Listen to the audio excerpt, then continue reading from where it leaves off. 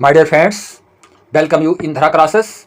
This video is very important for BA second semester English poetry के लिए। मित्रों, आने वाले एग्जाम के लिए आपके लिए बहुत ही इंपॉर्टेंट होने वाला है ये वीडियो हमारा, जिसमें कि विद सॉल्यूशन आपको एक्सप्लेन करूंगा हर क्वेश्चंस को। ये सारी यूनिवर्सिटी के जो पेपर्स हो गए हैं अब तक, उन यूनिवर्सिटी के पेपर्स के सेट को देखते हुए तथा आने वाले जो यूनिवर्सिटी में एग्ज़ाम अभी होने हैं आपके पूर्वांचल विश्वविद्यालय, गोरखपुर विश्वविद्यालय तथा राम मनोहर लोहिया अवध विश्वविद्यालय में जो पेपर होने जा रहे हैं इंग्लिश लिटरेचर के मित्रों, उसके लिए बहुत ही इंपॉर्टेंट आपके लिए होगा ये वीडियो। तो हम स्टार्ट कर रहे हैं ये न्यू मॉडल 2023 का, जिसको कि बहुत ही सेट करके आपके लिए बनाया गया है। यदि आप चैनल पर पहली बार आए हुए हैं, चैनल को लाइक और सब्सक्राइब अवश्य करें तथा अपने फ्रेंड्स के बीच में इस वीडियो को तुरंत ही शेयर कर दें, जिससे सभी स्टूडेंट जो भी परीक्षा में अपीयर होने जा रहे हैं उनके लिए वीडियो हमारा इम्पॉर्टेंट बन पावे, उनके लिए अच्छे अंक को दिला पाने में मदद कर पावे। तो हम स्टार्ट कर रहे हैं मित्रों। ये आपका जो न्यू मॉडल पेपर्स है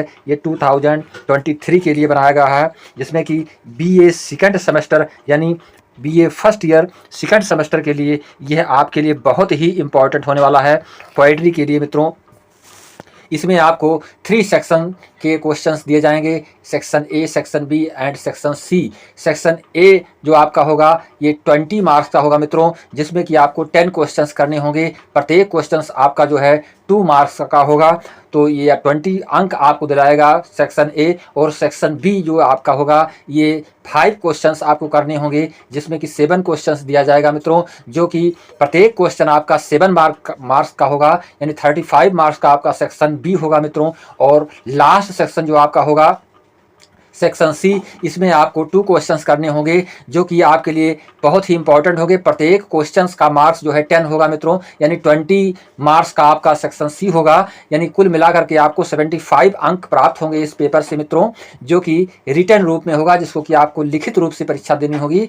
और 25 मार्क्स जो आपको देने हैं वो ट्यूटोरियल टेस्ट के रूप में मित्रों होगा, जिसमें कि आपको 25 मार्क्स मिलेंगे। तो 25 मार्क्स प्लस 75 मार्क्स 100 मार्क्स हो जाते हैं, तो 75 मार्क्स के आप अधिकारी बन जाते हैं। इस वीडियो को पूरी तरह से यदि आप देख लेंगे विथ सॉल्यूशन, सारी चीज़ें आपको समझ में आती चली जाएंगी। और मैं चाहूँगा कि आप पूरे ही वीडियो को देखेंगे और मार्क्स डिवाइडेशंस को ध्यान में रखते हुए तथा वर्ड डिवाइडेशन को ध्यान में रखते हुए आप प्रश्न पत्र को लिखेंगे मित्रों, इसके उत्तर को लिखेंगे। तो हम बताते चलें कि सेक्शन ए जो आपका होगा इसमें आपको 50 वर्ड्स का प्रयोग करना है, यानी जब आप लिखेंगे क्वेश्चंस के आंसर को तो आपको 50 वर्ड्स का प्रयोग करना होगा। और सेक्शन बी में आपको 200 यानी 200 वर्ड्स का प्रयोग करना होगा, जो कि सेक्शन बी होगा मित्रों, 35 मार्क्स जिसमें आपको प्राप्त होंगे। और जो सेक्शन सी होगा आपका, इसमें आपको 500 वर्ड्स में एक्सप्लेन करना होगा क्वेश्चंस को, जिसमें कि आपको केवल 2 क्वेश्चंस करने होंगे। तो इस तरह से आपको लिखना है जिससे क्वेश्चंस भी हमारे पूरे हो जाएं और पूरी तरह से हम उसको लिख पाएँ, जिससे हमको पूरे अंक प्राप्त हो पाएँ। तो प्रत्येक क्वेश्चंस को हम विथ सॉल्यूशन आपको समझाने का प्रयास करेंगे, जिससे आप अच्छी तरह से उसको समझ पाएँ। तो देखेंगे मित्रों, ये आपका जो सेक्शन ए है, इस सेक्शन ए में आपको 10 क्वेश्चन दिए जाएंगे। तो पहला क्वेश्चन आप देखेंगे यहाँ पर, व्हाट इज सॉनेट, यानी सॉनेट के।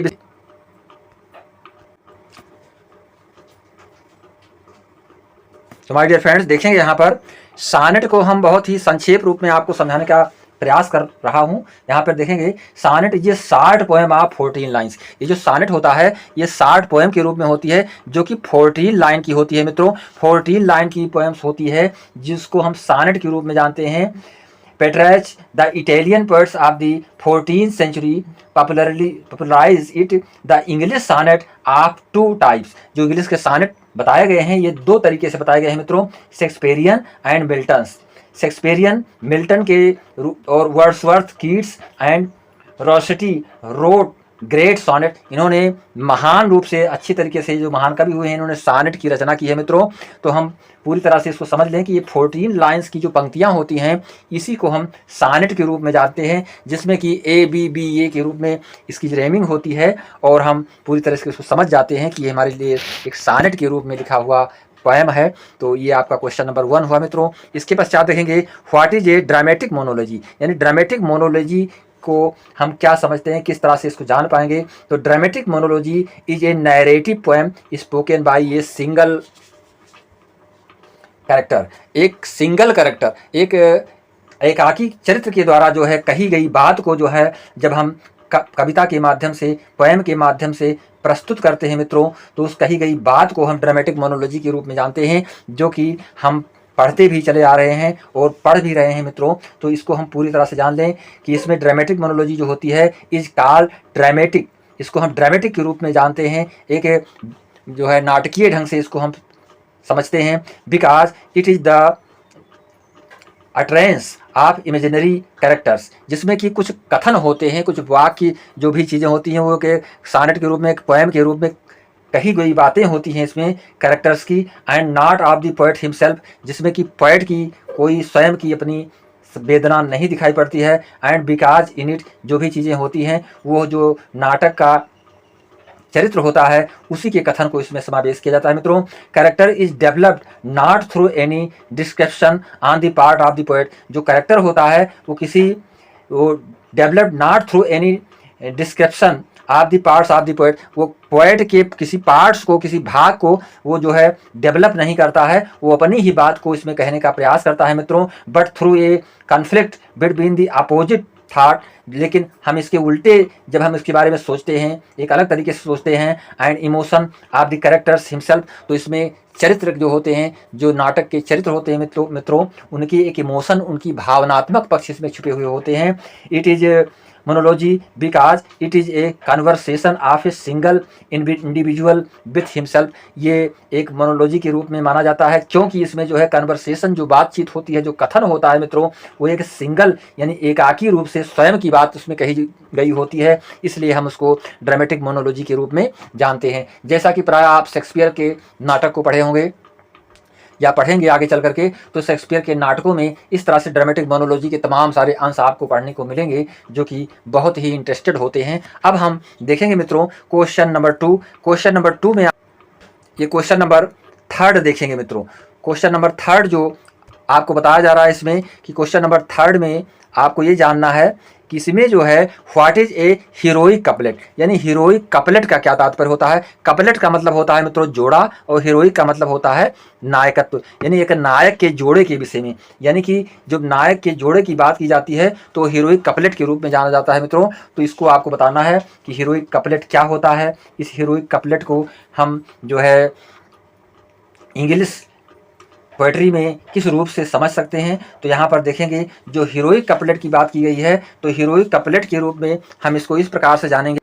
तो इसमें समझेंगे हम कि जो हीरोइक कपलेट की बात इसमें की गई है, इसमें heroic couplet is a pair of rhyming lines. जो हीरोइक कपलेट होता है उसकी जो जोड़े होते हैं, जो राइमिंग जो है लाइनें होती हैं, एक लाइनें दूसरी लाइन से जो रेम करती है मित्रों, ये heroic couplet is a pair of rhyming lines, यानी एक पंक्ति दूसरी पंक्ति से रेम करती हुई दिखाई पड़ती है मित्रों। That is present in A heroic poem, वो पोएम प्रस्तुत करती है कि वो एक हीरोइक पोएम के रूप में लिखी गई है मित्रों।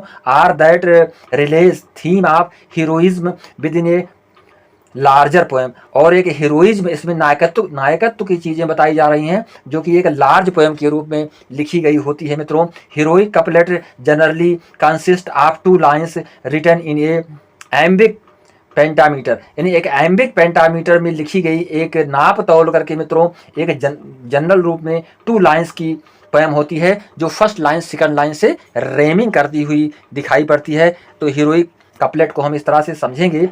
दो some poets choose to vary the meters perhaps using blank verse, कुछ कवि जो है ब्लैंक वर्स के स्थान पर जो है मीटर्स का प्रयोग करते हैं और वो उसी के अनुसार अपनी रचना को करते हैं मित्रों। इन कारपोरेटिंग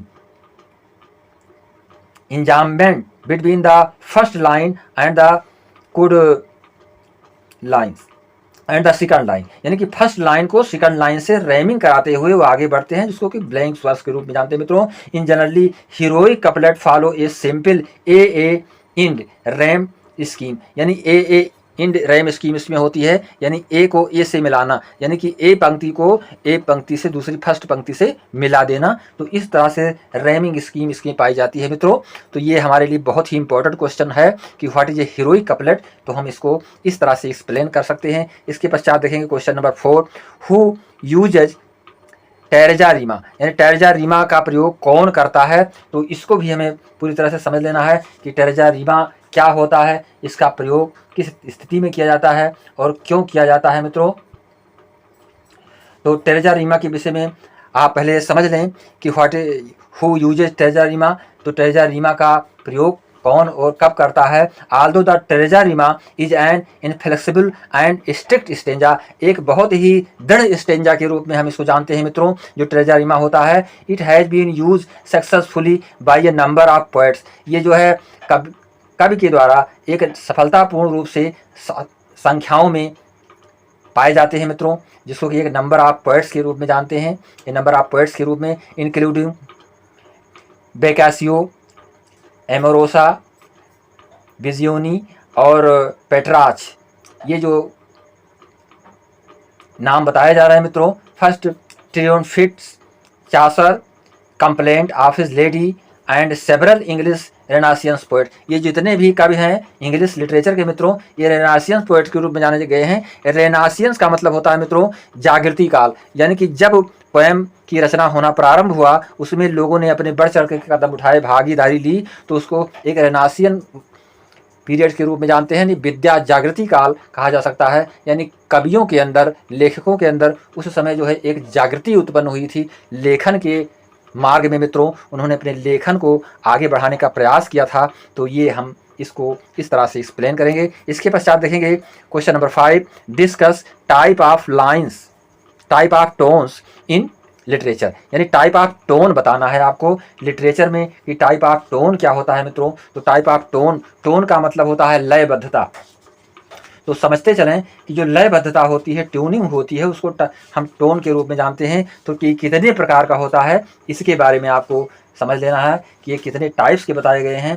तो हम इसको इस प्रकार से समझेंगे कि जो टाइप ऑफ टोन होता है, ये टाइप ऑफ टोन जो हमारे लिए है बहुत ही इम्पॉर्टेंट रोल अदा करता है इंग्लिश पोएट्री में मित्रों।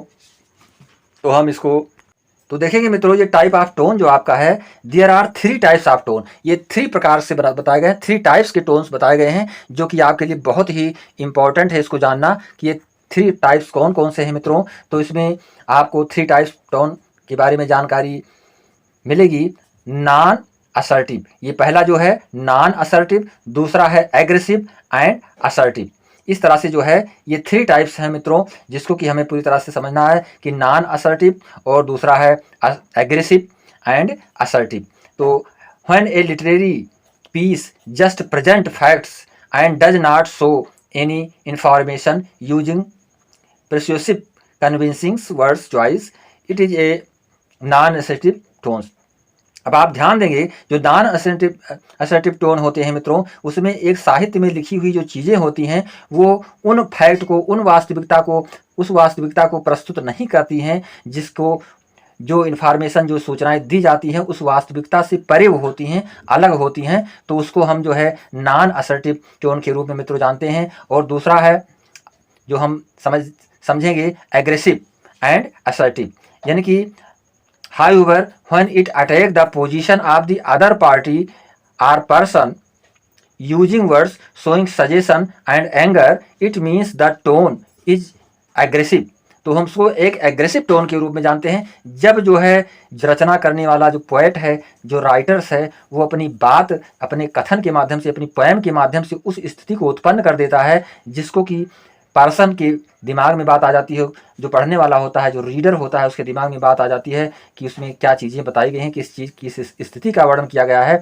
तो तब हम उसको मित्रों एक एग्रेसिव टोन के रूप में जानते हैं। Showing suggestion, showing aggression and anger, उसमें एक एग्रेशन, एक किसी के प्रति जो है आगे बढ़ने की बात, और एक क्रोध से युक्त उसमें एंगर्स भी चीज़ें बताई जाती हैं जो उसमें सन्निहित होती हैं। It means the tone is aggressive, उसको हम एग्रेसिव टोन के रूप में जानते हैं। And if there is no sign of anger, और यदि उसमें कोई एंगर का यानी क्रोधाभाव नहीं दिखाई पड़ता है, एंड द एक्सप्रेशन इज काम, और जो अभिव्यक्ति होती है वो पूर्ण रूप से शांत रूप से दिखाई पड़ती है मित्रों, जिसको कि पीसफुल कह सकते हैं।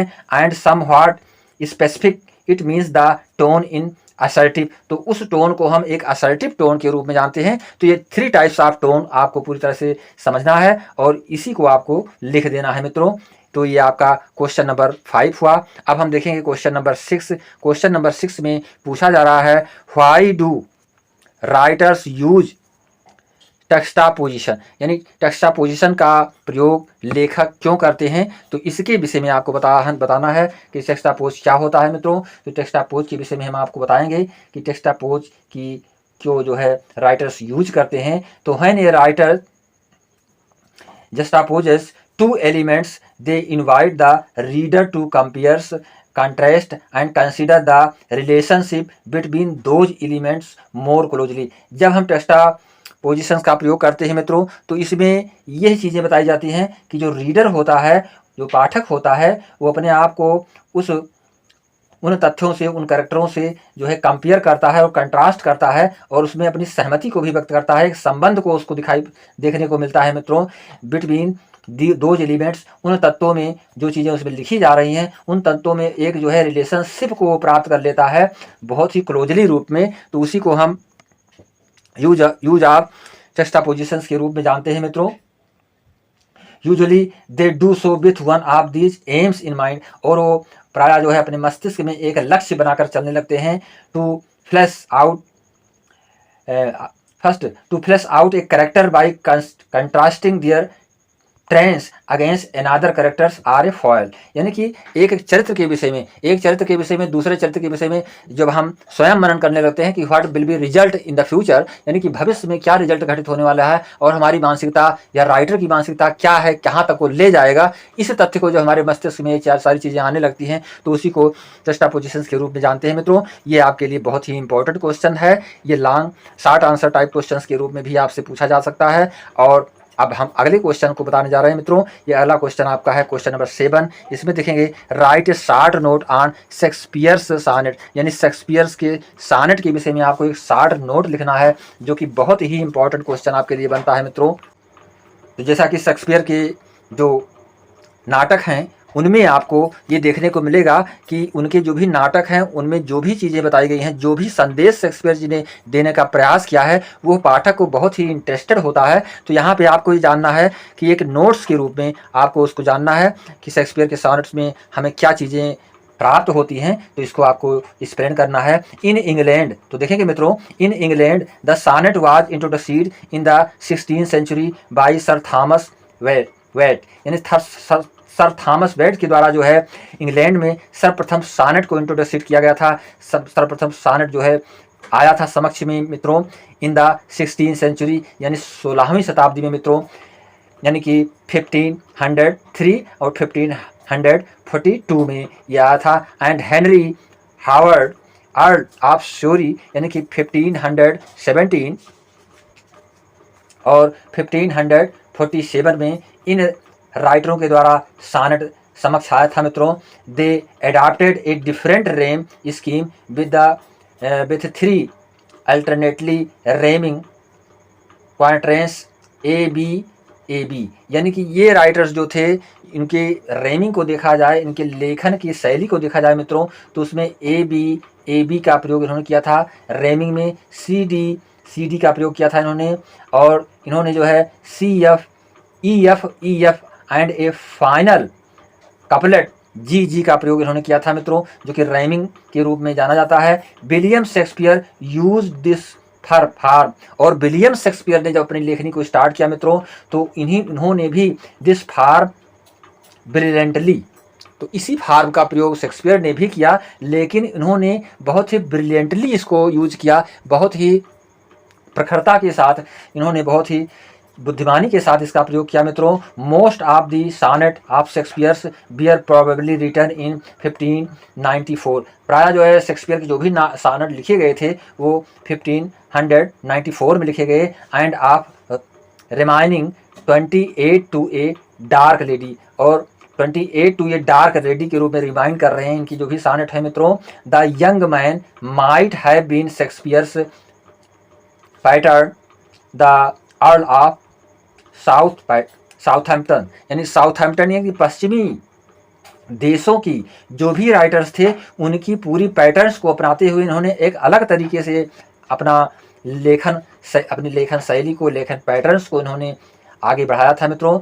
The Sidney of the lady remains a mystery, यानी सिडनी ऑफ द लेडी ने इसके बारे में एक रहस्य को उद्घाटित किया था मित्रों। The sonnet are primarily focusing on love and friendship, ये जो सॉनेट थे ये प्राइमरली बेसिक रूप से जो फोकस कर रहे थे ये सॉनेट, तो ये पूर्ण रूप से किस पर फोकस कर रहे थे मित्रों? ऑन लव एंड फ्रेंडशिप, यानी प्रेम और मित्रता पर ये फोकस कर रहे थे sonnet. The sonnets forms was extremely popular in Elizabethan age, यानी एलिजाबेथन एज के रूप में हम इस सॉनेट को पॉपुलर समझ सकते हैं मित्रों कि एलिजाबेथन एज से सॉनेट पूरी तरह से लिखा जाने लगा था। The sonnets were published in 1609. Shakespeare's sonnets are the only direct expression of the poet's own feeling. जो शेक्सपियर के सॉनेट हैं जिसको कि पब्लिश किया गया था 1609 ईस्वी में मित्रों, ये पूरी तरह से एक्सप्रेस कर रहे हैं अपनी बात को बता रहे हैं, पोएट्स के फीलिंग को बता रहे हैं, यानी पोएट्स के अनुभव के विषय में, उनकी सोच के विषय में पूरे सॉनेट्स जो है बता दे रहे हैं मित्रों। दैट बी पोसेसेस, जिसको कि हम समझ पाते हैं, जान पाते हैं। N important aspect of all human relations in permanence, यानी पूरी तरह से एक मानव संबंध को हम उजागर कर पाते हैं, समझ पाते हैं इस पूरे सॉनेट के अध्ययन के पश्चात मित्रों। तो आपको शेक्सपियर के सॉनेट के विषय में यदि इस तरह से क्वेश्चन किया जाए तो आपको ये सारी चीज़ें लिखना आवश्यक होगा। अब हम क्वेश्चन 8 की ओर बढ़ रहे हैं मित्रों। क्वेश्चन 8 में आपसे पूछा जा रहा है discuss about John Donne poetry, यानी जॉन डॉन की पोएट्री के विषय में आपको जॉन डॉन की पोएट्री के विषय में आपसे क्वेश्चन किया जा रहा है। इस पर आपको कुछ लिखना होगा। तो देखेंगे इंग्लिश लिटरेचर में मित्रों जॉन डन का भी बहुत ही बड़ा स्थान रहा है। तो Donne's poetry generally falls into 3 district divisions, amorous verse of love poetry, यानी कि एक इसको हम 3 डिविजन्स में बांट सकते हैं जॉन डन की पोएट्री को मित्रों, जिसमें कि जो वर्सेस है, जो उसमें जो तथ्य बताए गए हैं, लव पोएट्री एक प्रेम विषयक पोएम के रूप में जानी जाती है मित्रों, रिलीजियन पोएट्री और एक धार्मिकता से युक्त पोएट्री के रूप में भी हम इसको जानते हैं, पोएम के रूप में जानते हैं, एंड सटारिकल पोएट्री और एक व्यंग्यात्मक पोएम के रूप में भी हम इसको समझ सकते हैं मित्रों।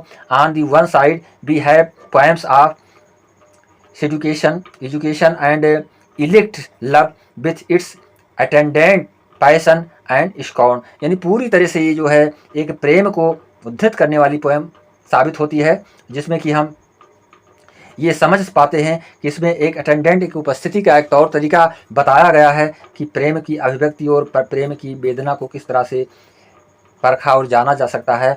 On the other side we have the religion poem breathing elevation and genius poetry, एक जो है रिलीजियस पोएम के रूप में, एक धार्मिक पोएम के रूप में भी हम इसको समझ सकते हैं मित्रों, जो कि हमारे लिए बहुत एक जीन्यूस के रूप में जानी जाती है मित्रों। The use of religion favour can be seen in Donne's holy sonnet, यानी जॉन डन के जो पवित्र सॉनेट हैं उसमें हम हमेशा प्राप्त कर सकते हैं कि जिसमें एक रिलीजियस धारा प्रवाहित हो रही है इनकी पोएम में, इनके सॉनेट में, तो ये भी हमको देखने को मिलता है। तो जॉन डन की पोएट्री भी हमारे लिए बहुत ही इम्पॉर्टेंट रोल अदा करती है। जब तक हम सभी पोएमों के साथ में जॉन डन की पोएम को नहीं पढ़ते तब तक हमारी सारी पोएम अधूरी रह जाती है मित्रों। तो ये भी क्वेश्चन आपके लिए बहुत ही इम्पॉर्टेंट। ये क्वेश्चन नंबर 9 देखेंगे मित्रों, जो कि very short answer type questions आपके लिए हैं, शॉर्ट आंसर टाइप के, यानी कि 50 वर्ड्स में आपको इसके आंसर देने होते हैं। Discuss Wordsworth as a poet of nature, most important question मित्रों, पूरी तरह से आपको इसको समझ लेना है कि Wordsworth as a poet of nature, ये क्वेश्चन प्रायः पूछा जा रहा है, सभी यूनिवर्सिटियों में पूछा गया, जिसमें कि आने वाले एग्जाम के लिए भी ये क्वेश्चन पूछा जा सकता है पूरी तरह से कि Wordsworth as a poet of nature. यदि वर्ड्सवर्थ के विषय में क्वेश्चन किया गया तो ये समझ लीजिए पूरी तरह से आपको Wordsworth as a poet of nature के क्वेश्चंस अवश्य ये मिलेगा। आपको इसको पूरी तरह से समझ करके लिखना है मित्रों। तो एक्सप्लेन करने के पूर्व मैं चाहूँगा मित्रों कि ये जो आपका वर्ड्सवर्थ के विषय में क्वेश्चन किया गया है कि Wordsworth as a poet of nature, nature का तात्पर्य होता है मित्रों प्रकृति या स्वभाव। तो Wordsworth as a poet of nature क्यों कहे गए हैं? क्योंकि उन्होंने अपनी रचना को बहुत ही प्रकृति के करीब जाकर के लिखने का प्रयास किया, लेखन कार्य को इन्होंने प्रकृति की गोद में जाकर के करना प्रारंभ किया था मित्रों, इसलिए इनकी रचना बहुत ही इम्पोर्टेंट हमारे लिए हो रही है।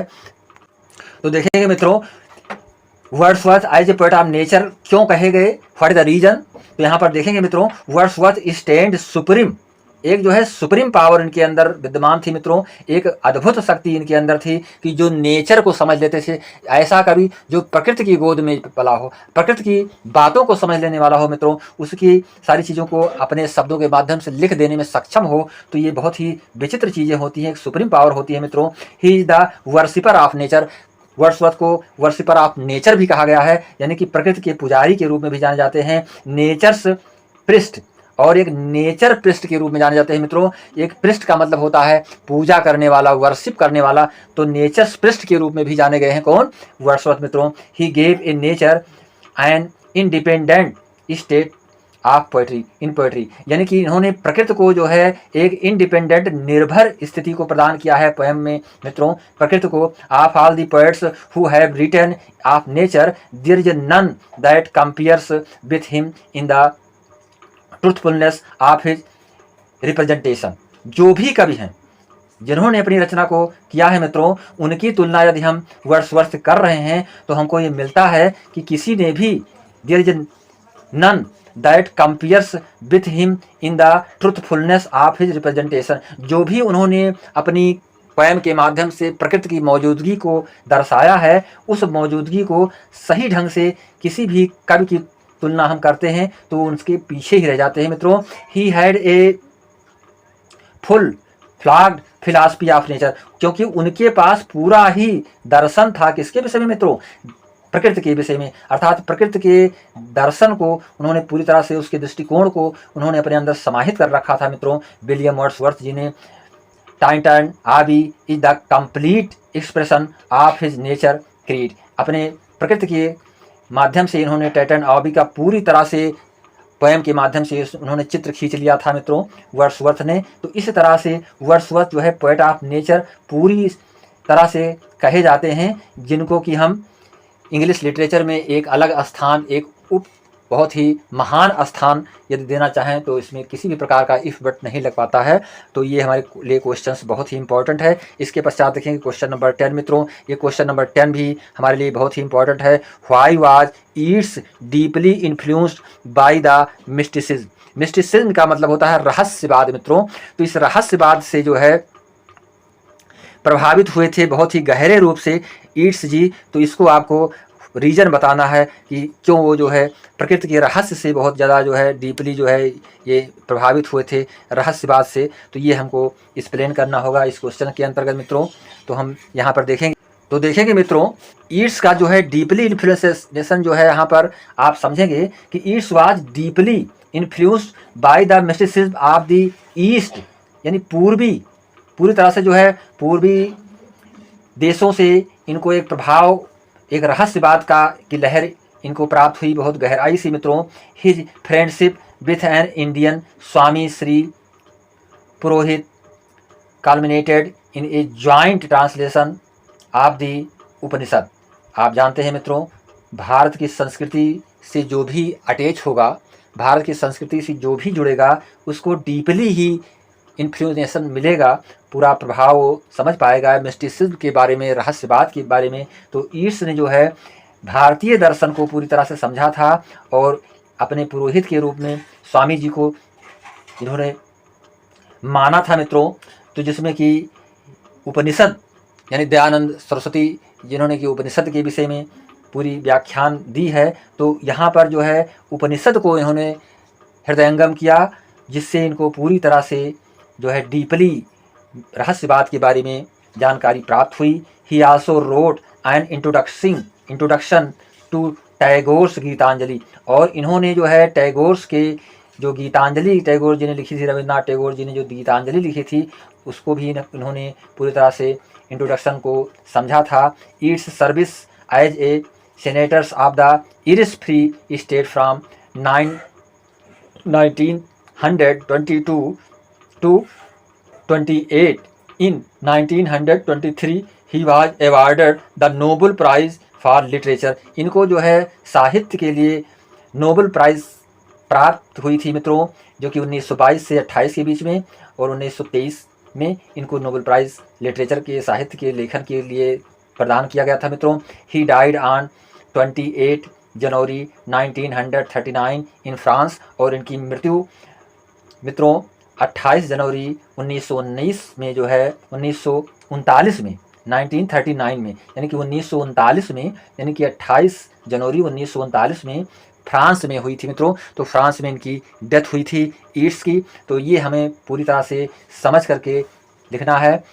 As a poet and a playwright, हम जानते चले मित्रों कि एक पोएट के रूप में, एक कवि के रूप में, एक नाटककार के रूप में ईट्स जाने जाते हैं। Yeats was constantly searching for new ideas and symbol, यानी ईट्स ने जो है सर्च किया, खोज की एक नए विचारधारा को और एक प्रतीकात्मक सोच को इन्होंने सर्च किया मित्रों। An important aspect of his work is his active inspirations from ancient एरिस्मिथ एंड लैंग्स, यानी कि जो प्राचीनतम जो मिथ थी, जो कथाएं थी, दंत कथाएं थी, जो लेजेंड थे, जो भी चीज़ें लिखी गई थी प्राचीनतम रूप से, उनका अध्ययन करके इन्होंने एक एक्टिव इंस्पायरेशन इनके अंदर उत्पन्न हुआ, एक जो है सकारात्मक सोच इनके अंदर उत्पन्न हुआ ईट्स के अंदर मित्रों।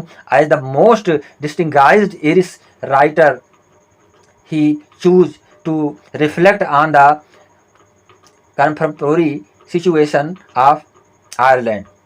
तो आयरलैंड की स्थिति के विषय में इन्होंने पूरे सिचुएशन को स्पष्ट किया, क्योंकि पूरी तरह से इन्होंने अध्ययन कर रखा था। His voice has resonance which goes beyond times and history, उनकी जो ध्वनियाँ थी, जो उनके कथन थे, वे समय के अनुसार ऐतिहासिक होते चले गए, क्योंकि उन्होंने इतिहास कथाओं का अध्ययन करके पूरी तरह से जो है पुरानी पौराणिक कथाओं का अध्ययन करके और पूरी तरह से समझ करके अपने लेखन कार्य को आगे बढ़ाया था। तो इसलिए इनके जो कथन थे, जो इनकी रचनाएं थीं, वो एक जो है पूरी तरह से वॉइस बन गई थी, एक जो है कथन बन गए थे दूसरों के लिए मित्रों, समय और इतिहास को देखते हुए। तो ये आपके लिए बहुत ही इंपॉर्टेंट क्वेश्चन है, क्वेश्चन नंबर 10। अब हम सेक्शन बी को एक्सप्लेन करने जा रहे हैं मित्रों। सेक्शन बी में आपको केवल 5 क्वेश्चंस करने हैं, जो कि आपके लिए बहुत ही इंपॉर्टेंट हैं। तो इसमें आपको 5 क्वेश्चंस करना होगा, और सेक्शन सी में आपको 10, सेक्शन ए में आपको 10 क्वेश्चन करना था, लेकिन सेक्शन बी में आपको केवल 5 क्वेश्चन करना होगा। तो हम यहाँ पर देखेंगे फर्स्ट क्वेश्चन जो आपका है, what are the chief characteristic of Milton's poetry, यानी मिल्टन की पोएम का जो मुख्य कैरेक्टरिस्टिक है उसको आपको बताना है। जो इसमें चरित्रात्मक समावेश बताया गया है मिल्टन के पोएम में, तो इसको आपको लिखना होगा मित्रों। तो देखेंगे यहाँ पर जो चीफ कैरेक्टरिस्टिक ऑफ मिल्टन्स के विषय में क्वेश्चन किया जा रहा है मित्रों। After Shakespeare Milton is the greatest English poet, यानी शेक्सपियर के पश्चात मिल्टन एक महान कवि के रूप में जाने जाते हैं मित्रों। This means he is the greatest English poet, इसका मतलब ये सबसे महानतम इंग्लिश पोएट के रूप में जाने जाते हैं। पोएट आउटसाइड ड्रामा से हट करके अलग रूप में, because the greatness of Shakespeare lies mainly in his drama, क्योंकि जो शेक्सपियर की महानता है वो कहाँ पर पाई जाती है, केवल ड्रामे में पाई जाती है। ड्रामे के रूप में, लेखन के रूप में इसको पाया जाता है, जिसको कि हम पूरी तरह से एक्सप्लेन कर सकते हैं। ये हमारे लिए बहुत ही आवश्यक है। इफ बी जज, यदि हम इस पर न्यायिक संगत रूप से कार्य को करना प्रारंभ कर, इफ बी जज his position in the international field, यदि हम अंतर्राष्ट्रीय क्षेत्र में इनके विषय में जजिंग करेंगे, कोई चीज़ जानकारी या उसके विषय में कुछ कहना चाहें, तो nobody can dispute his claim of being one of the 3 or 4 supreme poets. तो 2 व 3 यानी कि 3 व 4 कवियों के अलावा, सुप्रीम पोएट्स के रूप में जाने जाने वाले कवियों में के अलावा हम किसी को और नहीं कह सकते हैं। He was the master of intellectual energy, ये स्वयं के ही इंटेलेक्चुअल, एक वास्तविक जो है इनके अंदर अद्भुत ऊर्जा वाले ये कवि माने गए हैं। स्वयं इनके अंदर इस क्षमता थी रचना करने की मित्रों। एंड क्रिएटिव पावर, और रचना का इनके अंदर एक तरह से शक्ति प्रदान थी, जिसको कि वो अपने शब्दों के माध्यम से लिखते थे मित्रों। बोथ एट हिज हाईएस्ट, एक उच्च कोटि की लेखन की जो उनके अंदर कला थी वो विद्यमान थी। Besides his literary art was also consumed, यानी जो लिटरेरी आर्ट था उनका, लिटरेरी कला के अलावा यानी साहित्यिक कला के अलावा भी इनके अंदर जो गुण विद्यमान थे, क्रिएटिव करने की एक रचनात्मक गुण जो उनके अंदर विद्यमान था, ये बहुत ही उच्च कोटि का था। बोथ एट हिज हाईएस्ट, एक उच्च कोटि का के गुण इनके अंदर विद्यमान थे मित्रों। But the greater quality in him, लेकिन सबसे महानतम जो गुण इनके अंदर पाया जाता है, that be call Miltonic is his sublimity, यानी कि मिल्टनिक रूप में, यानी जो एक मिल्टन के अंदर जो गुण बिलोंग करते थे वही गुण, वो गुण शेक्सपियर में भी पाए जाते हैं। यानी कि मिल्टनिक्स जो एक अलग तरीके से जो लेखन की शैलियाँ थीं, Hudson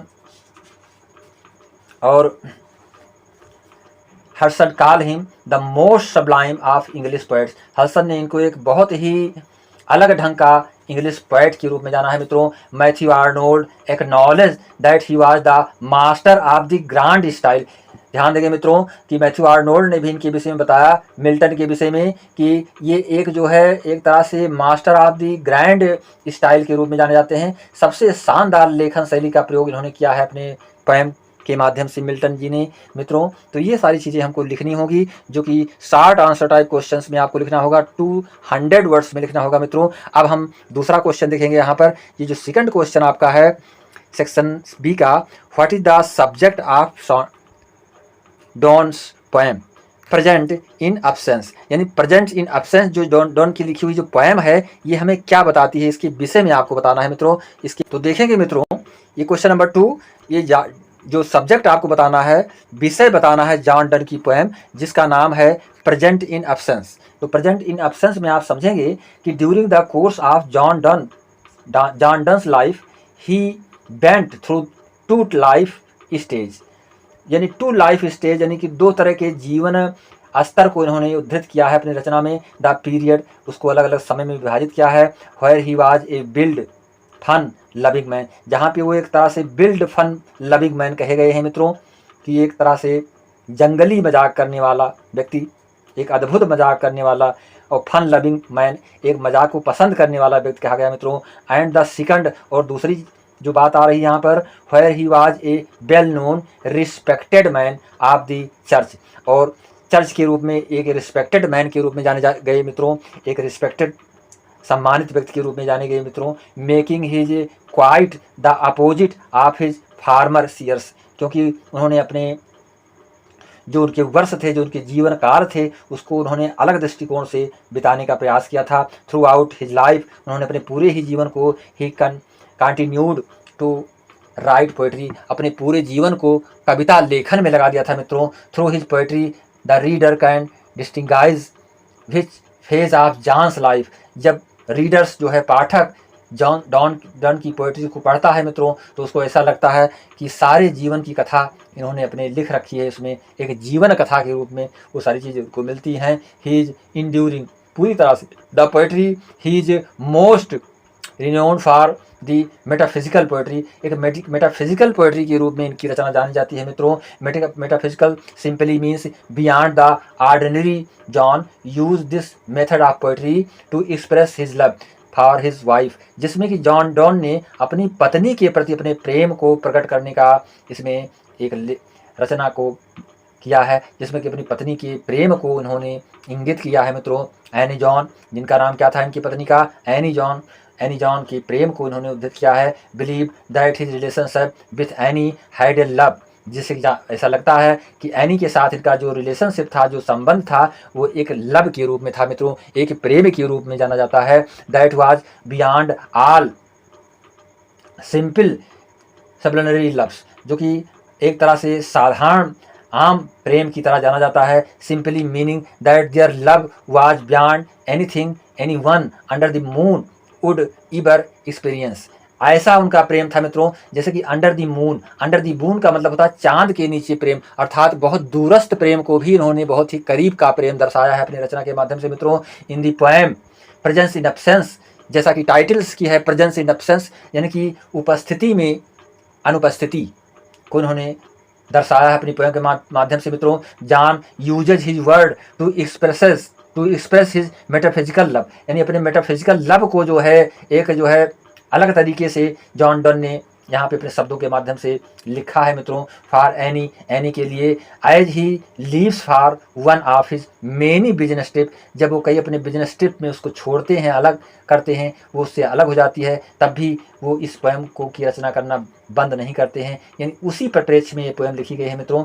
present in absence for the poem, presence in the absence, the title can define the entire tone of the poem। ये जो प्रेजेंस इन एब्सेंस पोएम है, ये पूरी तरह से टाइटल्ड की गई है, जो ये हमें संदेश देती है एक टोन को, ऐसे टोन को जिसमें अनुपस्थिति में उपस्थिति को दर्शाया जा रहा है, यानी उपस्थिति में अनुपस्थिति या उपस्थिति में अनुपस्थिति को दर्शाया जा रहा है। एक परोक्ष प्रेम को बताया जा रहा है मित्रों कि in the present position his beloved is not present but he is feeling himself that his beloved is already present in his heart। तो तमाम सारी चीज़ें आप यहाँ पर समझ सकते हैं कि इनकी जो सोच थी, जो इनका लेखन था, जो इनकी रचना थी मित्रों, वो पूरी तरह से प्रेजेंटेशन को उपस्थित कर रही है। तो ये क्वेश्चन भी आपके लिए बहुत ही इंपॉर्टेंट होगा। अब हम देखेंगे मित्रों question number third. Question number third में आपसे पूछा जा रहा है point out some characteristic of Pope's poetry, यानी पोप की पोएम्स के विषय में इसमें पूछा जा रहा है मित्रों। कैरेक्टरिस्टिक आपको बताना है, जो कि बहुत ही, तो देखेंगे मित्रों यहाँ पर जो पोप्स की जो पोएट्री है, इसको आपको कुछ पॉइंट में मैं आप समझाने का प्रयास कर रहा हूँ। Pope was one of the most leading poets of the Augustan as, यानी अगस्टन एज के एक लीडिंग पोएट के रूप में जाने जाते हैं मित्रों, एक नेतृत्व करने वाले कवि के रूप में जाने जाते हैं मित्रों। Main features of his poetries are, इनकी जो कविता है, इसके जो मुख्य विशेषताएं हैं उसको मैं बताने का प्रयास कर रहा हूँ। It is full of bit and ration, ये पूरी तरह से हंसी मजाक से युक्त यानी कि पोएम है, जिसमें कि हम प्रसन्नता की अनुभूति कर पाते हैं। It is not poetry of nature but poetry of art, ये पोएट्री ऑफ नेचर तो इसको नहीं कहेंगे, बट पोएट्री ऑफ आर्ट कह सकते हैं, यानी कि हम पोप्स की पोएम को। अगला पॉइंट आप जो समझेंगे, it is representative of the age, यानी कि समय को उपस्थित करने वाली रिप्रेजेंटेटिव पोएम के रूप में जानी जाती है इनकी पोएट्री मित्रों। और very often it has a satirical when, यानी सटायरिकल वेन भी इसमें मिलता है हमको, एक व्यंग्यात्मक शैली का प्रयोग भी इनकी पोएम में मिलता है मित्रों। It is written in a polished language, यानी कि पोलिश्ड लैंग्वेज में लिखी गई पोएम है, जिसको कि हम एक अलग तरीके की भाषा का प्रयोग करके, बहुत ही जिसको कि हर कोई समझ पावे, इस तरह की भाषा का प्रयोग करके ये लिखी गई है बहुत ही आसान तरीके से मित्रों। It is highly decorated and figurative, ये बहुत उच्च कोट के डेकोरेशन से युक्त है इनकी पोएम, और एक फिगरेटिव पोएम के रूप में, बात चित्रात्मक कविता के रूप में जानी जाती है मित्रों। एक मनोचित्र बनता चला जाता है, यदि हम पोप की पोएम को पढ़ते हैं तो ऐसा लगता है कि हम कोई दृश्य देख रहे हैं, किसी का वर्णन हमारे समक्ष हो रहा है, वो कैरेक्टर हमारे समक्ष उपस्थित है, ऐसा अनुभूति होता है। तो ये क्वेश्चन नंबर थर्ड जो है भी आपके लिए बहुत ही इंपॉर्टेंट है। अब देखें क्वेश्चन नंबर 4 मित्रों, give a short account of the life and works of Thomas Gray, यानी लाइफ और वर्क्स, आपको थॉमस ग्रे की लाइफ और वर्क्स के विषय में बताना है मित्रों। ये भी क्वेश्चंस आपके लिए बहुत ही इंपॉर्टेंट है।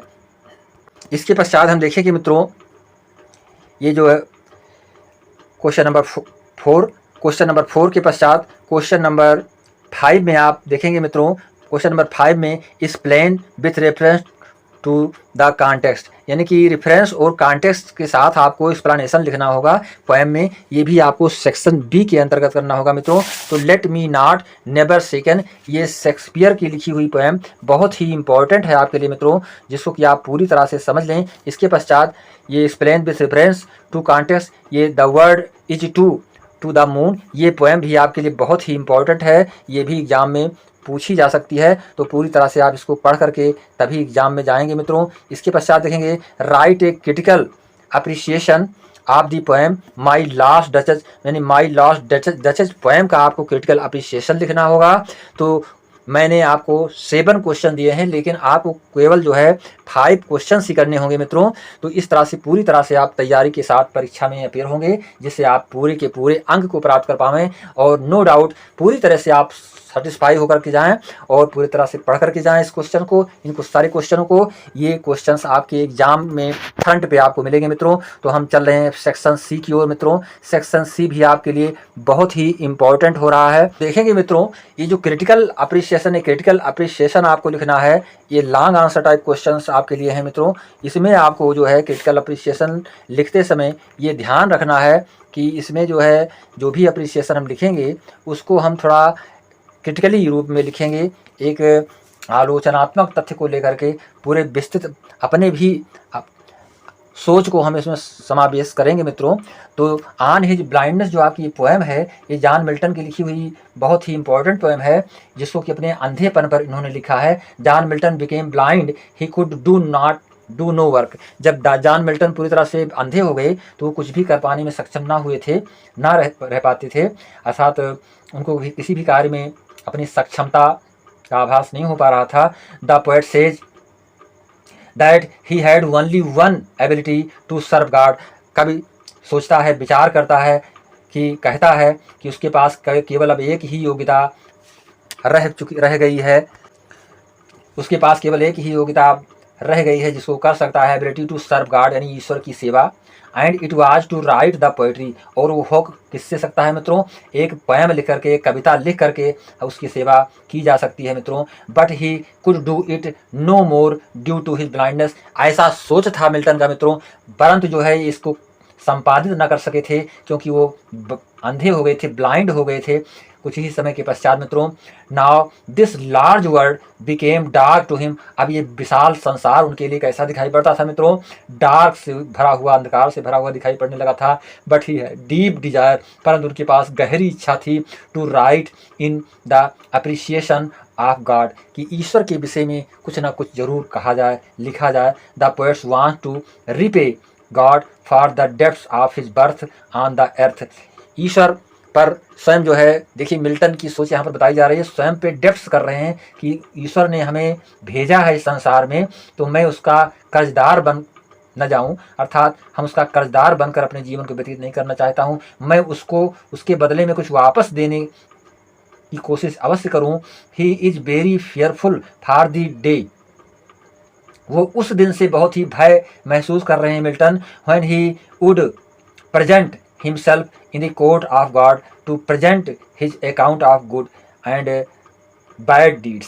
ध्यान देंगे मित्रों, मिल्टन को इस बात की चिंता अवश्य थी कि मृत्यु के पश्चात जब वो ईश्वर के दरबार में, कोर्ट में उपस्थित होंगे तो वो क्या जवाब देंगे, उनके पास उसका उत्तर क्या होगा, इस बात को सोच रहे हैं। और क्या उन्होंने लिखा है, अपने जीवन में क्या किया है, सारा लेखा जोखा जब उनसे जाना जाएगा तो क्या करेंगे। On the earth during his life time, यानी कि उस ज़मीन पर, उस पृथ्वी पर जहाँ पर उन्होंने जन्म लिया है, क्या किया उन्होंने, इसका लेखा जोखा जब उससे पूछा जाएगा उनसे तो वो क्या उत्तर देंगे, इस बात की प्रायः उनको चिंता बनी रहती थी। The problem of the poet is that, कवि की समस्या ये थी कि गॉड में scold him in the haven of his inactivity, उसके गॉड उसको जो है स्कोल्ड करेगा, फटकारेगा, ईश्वर उसको फटकारेगा, उनको उस स्वर्ग में उसकी क्रियाकलाप शून्य होने पर, इनएक्टिविटी होने पर वो उसको डांटे फटकारेगा। इस बात की भय बनी हुई थी मिल्टन को मित्रों। These fearful ideas bear haunting the brain of the poet, यह भय से युक्त विचार कवि के मस्तिष्क को बार बार जो है परेशान करते थे मित्रों। Soon he asked himself whether God expects works even by the person whose eyesight has gone, और सून ही, शीघ्र ही वो स्वयं से प्रश्न करते हैं इस बात का, और स्वयं उनको उत्तर भी प्राप्त होता है कि God expect works even by the person whose eyes sight has gone, कि ईश्वर उससे कुछ भी मदद नहीं लेना चाहता है जिसकी आंखें चली गई हों मित्रों। हिज पैसेंस रिप्लाइज, उनके जो धैर्य हैं वो आंसर देते हैं, उत्तर देते हैं। That God never requires either the survive of man or his own precious gifts, कि ईश्वर को कुछ भी आवश्यकता नहीं है किसी की सेवा व किसी के प्रति कोई उपहार उसे प्रदान की जाए, ऐसा ईश्वर को कुछ भी नहीं चाहिए। ऐसा आंसर मिल्टन को स्वयं से मिल जाता है मित्रों। तो he is like a king and he had innumerable angels to serve him.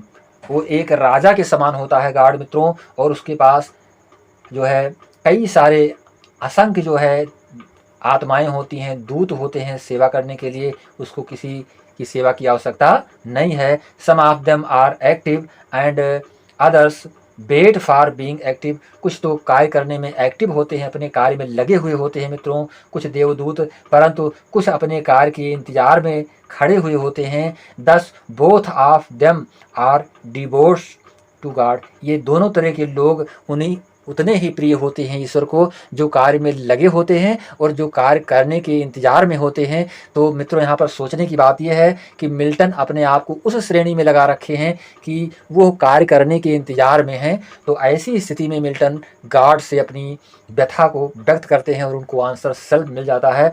तो this questions is very important मित्रों मिल्टन के विषय में। तो क्वेश्चन नंबर 1 और इसके पश्चात देखेंगे क्वेश्चन नंबर 2। आप discuss critically Lord Alfred tension philosophy, यानी लॉर्ड अल्फ्रेड टेंसन की फिलासफी, उसके उनके दर्शन के विषय में आपको लिखना है मित्रों, जो कि बहुत ही इम्पॉर्टेंट है। लॉर्ड अल्फ्रेड टेंसन के से संबंधित जो इन्होंने अपनी दर्शन को, अपने दृष्टिकोण को लिखने का प्रयास किया। तो देखेंगे मित्रों ये क्वेश्चन सेकंड जो आपका है कि मिल्टन के दर्शन के विषय में आपको बताना है कि उनके दृष्टिकोण क्या थे। तो यहाँ पर देखेंगे Tennyson's mind always brooded over the matters of life and death. Tennyson का जो सोच था, जो उनका विचार था, वो हमेशा ही ब्रोड करता था, आगे बढ़ता रहता था। किस विषय पर मित्रों? मैटर ऑफ लाइफ, यानी जीवन के विषय पर, और डेथ के विषय में। यानी जीवन और डेथ की बात प्रायः जो है अपनी रचना में मिल्टन ने उद्धृत करने का प्रयास किया है मित्रों।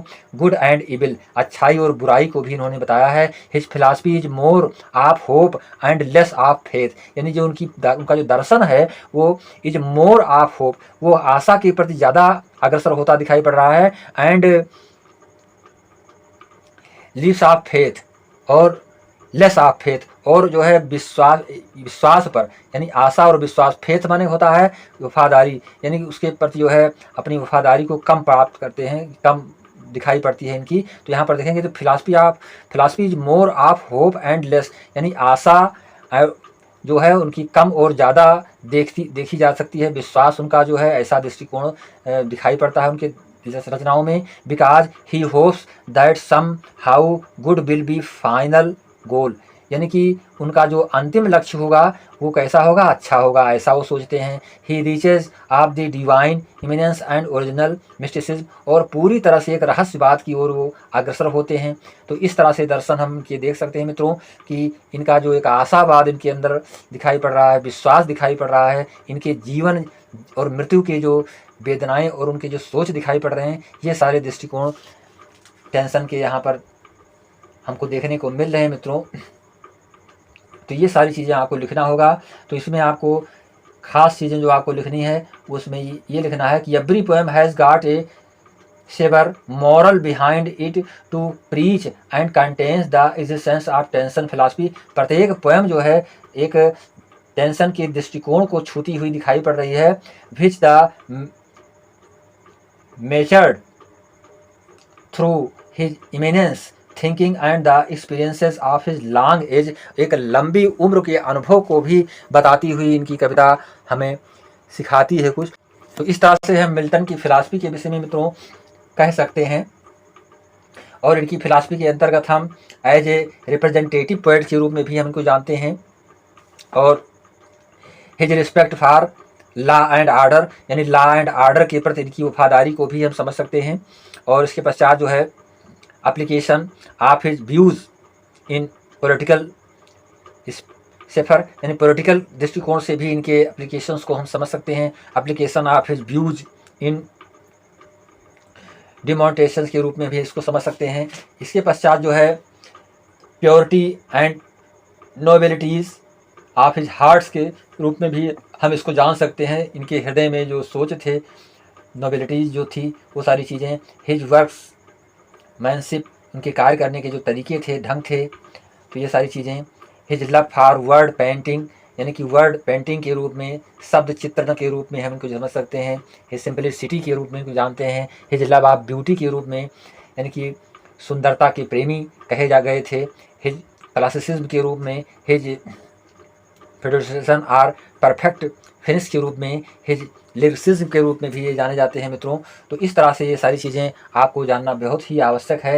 हिज रैम्स एंड म्यूजिक्स के रूप में, हिज ट्रीटमेंट्स ऑफ नेचर्स के रूप में। तो ये सारी चीज़ें टेंशन के विषय में बताई गई हैं। अगला क्वेश्चन जो आपका है मित्रों, ये क्वेश्चन भी आप ये लास्ट क्वेश्चन मित्रों देखेंगे इसमें, explain the process of writing, यानी प्रोसेस ऑफ राइटिंग की प्रक्रिया के विषय में आपको बताना है। Practical criticism of a poem with example के साथ मित्रों। तो ये हम समझते चलें, the structure of the essay containing the practical criticism of any poem is very important for exploring the idea the readers gather from a poem। जो पाठक होता है उसके दिमाग में एक स्ट्रक्चर कंटेन करते चलते हैं जब, तो उसको प्रैक्टिकल क्रिटिसिज्म के रूप में हम समझ सकते हैं। The writer has to determine it by choosing the way he wants to develop his that.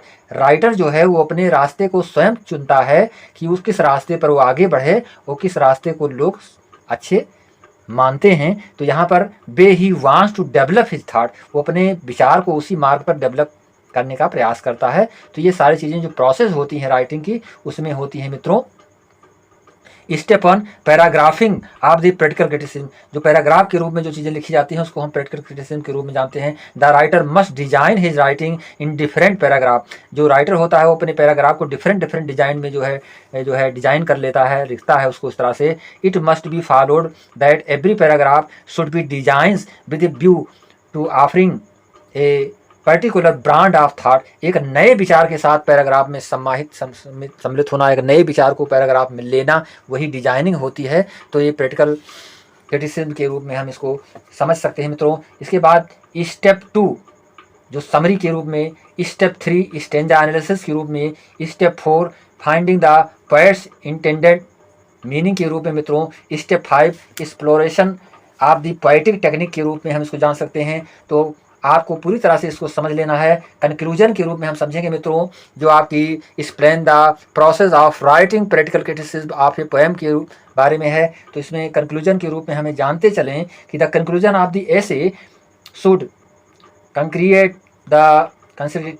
concentrate on the essay writer's overall understanding of the poem that he has narrated। जो लेखक अपनी पोएम को, जो poet अपनी poem को लिखता है उसमें उसकी क्या अंडरस्टैंडिंग होती है, उसकी समझ क्या होती है, क्या सोच होती है, इस विचारधारा को हम इसमें पाते हैं। It is a snapshot of the whole essay. ये पूरे ही एसे का, निबंध का जो है स्नैपशॉट होता है, एक झलक होती है मित्रों। The reader will get A clear understanding of the writing by going through the conclusion के द्वारा जो रीडर होता है, पाठक होता है, वो पूरे ही अंडरस्टैंडिंग, पूरे ही बातों को समझ पाता रहता है और उसको पूरी तरह से जान जाता है कि इसमें क्या तथ्य बताए गए हैं, क्या चीज़ें बताई गई हैं, सारी चीज़ें उसको कंक्लूजन में प्राप्त हो जाती हैं मित्रों। अब हम एग्जाम्पल्स के रूप में यहाँ पर समझेंगे कि एग्जाम्पल्स के रूप में, once I am sure there is nothing going on I step inside letting the doors third shut. ये पोएम, कुछ पोएमों को भी आपको एग्जाम्पल्स के रूप में लिखना होगा मित्रों। तो these questions are very important for university of मित्रों। यूनिवर्सिटी एग्जाम के लिए ये आपके लिए बहुत ही इंपॉर्टेंट क्वेश्चंस एक्सप्लेन किए गए हैं विथ सॉल्यूशन, जिसको मैंने बताने का प्रयास किया हूँ। ये आने वाले एग्जाम के लिए आपके बहुत ही इम्पॉर्टेंट होने वाले हैं। तो पूरे ही वीडियो को आप लोग देखेंगे तथा अपने फ्रेंड्स के बीच में इस वीडियो को अवश्य शेयर करेंगे मित्रों, जिससे कि हर स्टूडेंट के पास हमारा ये वीडियो पहुंच पावे और प्रत्येक स्टूडेंट इसका लाभ उठा पावे। This is my aim. तो इसी के साथ मैं चाहूँगा कि आप चैनल को लाइक और सब्सक्राइब करेंगे तथा अपने फ्रेंड्स के बीच में इसको अवश्य शेयर करेंगे। जय हिंद, जय भारत, नमस्कार।